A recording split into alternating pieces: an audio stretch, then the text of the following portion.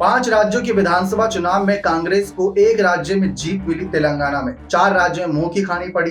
कांग्रेस की हार की वजह हर कोई तलाश रहा है, लेकिन इस बीच कांग्रेसियों को एक बड़ी खुशखबरी मिली।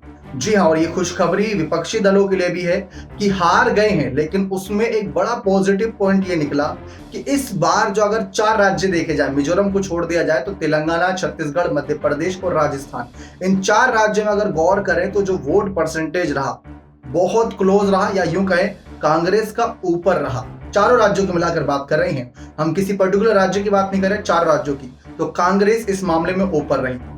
4 करोड़ 90 लाख वोट करीब कांग्रेस को मिले, 4 करोड़ 81 लाख वोट करीब बीजेपी को मिले।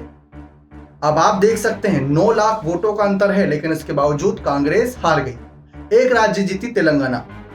अब यही बात इंडिया अलायंस देख रहा होगा कि भाई हार तो गए हैं, लेकिन जनता का विश्वास हमारे साथ जुड़ा।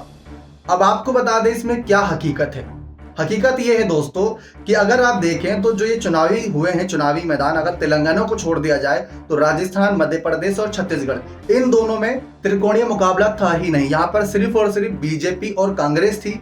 बाकी जो अन्य पार्टी चुनावी मैदान में उतरी थी उनकी तो जमानत तक जब्त हो गई है, तो उनकी बात ना छेड़ी जाए तो बेहतर रहेगा।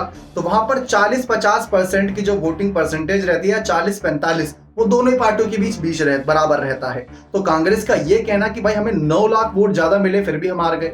तो तेलंगाना की अगर हम गौर करें तो तेलंगाना में कितनी सीटें जीती है कांग्रेस? तेलंगाना में कांग्रेस को अच्छी खासी सीटें मिली। बीजेपी तो भाई 10 से नीचे पर रह गई। तो वहां पर तेलंगाना में एकदम से कांग्रेस उछाल मारी। तो जो वहां पर 1-2 करोड़ वोटों का अंतर आया, वो आया है जो यहाँ पर फर्क डाल रहा है, लाखों वोटों का। तो ये बात बहुत गौर करने योग्य है। लेकिन इसका फायदा एक मिल सकता है कि जनता ने ऐसा नहीं कि विश्वास नहीं जताया। गौर करें, 2013 में कांग्रेस हारी थी, ये आप सभी ने देखा होगा। 2013 में जब राजस्थान में चुनाव हुए थे तो वसुंधरा राजे की वापसी हुई थी और कांग्रेस घटकर सीधा 21 सीटों पर आ गई थी, 21 सीटों पर। तो वो एक बड़ा नुकसान था। अब अगर आप अब गौर करें, हारी तो है लेकिन इज्जत नहीं उतारी। हारी है, सम्मान के साथ हारी है। 70-75 सीटें आई हैं, यानी जब अगली बार चुनाव होगा तो फाइट दी जाएगी, बराबरी का मुकाबला करने के लिए तैयार रहेंगे। तो वो एक फर्क डाल सकता है। और इंडिया अलायंस इसमें से क्या पॉजिटिव पॉइंट ढूंढेगा, ये ढूंढा जाएगा कि राहुल की यात्रा का असर कहां कहां पड़ा, कितनी सीटें निकली, क्या हुआ क्या नहीं, क्या चेहरों की वजह से हारे या रणनीतियों की वजह से हारे, या सनातन विरोधी होना भारी पड़ गया। वो पॉइंट गौर करना पड़ेगा। तो जो इंडिया अलायंस की अगली बैठक 6 दिसंबर को होने वाली, सूत्रों के अनुसार उस बैठक में इस पर चिंतन मंथन जरूर होगा।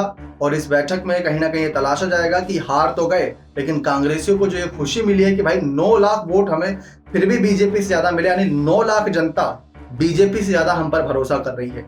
लेकिन जब जीते नहीं तो इन वोट का भी आप क्या ही करेंगे। जीत तो जीत होती है, 5 साल तक सत्ता से दूर रहेंगे या कोशिश करें, जैसे भाजपा ने कोशिश करी थी, मिशन लोटस चलाया था, वैसे भी कांग्रेसी कोई मिशन चलाए ताकि सत्ता में वापस आ सके।